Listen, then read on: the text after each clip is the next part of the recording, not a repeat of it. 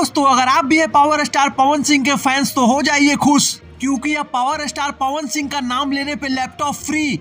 जी हाँ दोस्तों, पटना में पवन सिंह के एक फैन ने पवन सिंह का नाम लेने पर दिया 5,000 रुपए का डिस्काउंट। दरअसल यूट्यूबर प्रियांशु सिंह भाई ने जब एक लैपटॉप वाले फैन से लिया इंटरव्यू, तब इस भाई ने किया दावा कि पावर स्टार पवन सिंह का नाम लेने पे वह कर देंगे लैपटॉप की बारिश। दरअसल इनका कहना है कि यह पावर स्टार पवन सिंह के बहुत ही बड़े वाले फैन हैं। साथ ही साथ उन्होंने कई ऑफर दिए जिसमें 5,000 डिस्काउंट, 10,000 डिस्काउंट। भैया यह तो मानना पड़ेगा कि पावर स्टार पवन सिंह का एक अपना क्रेज है।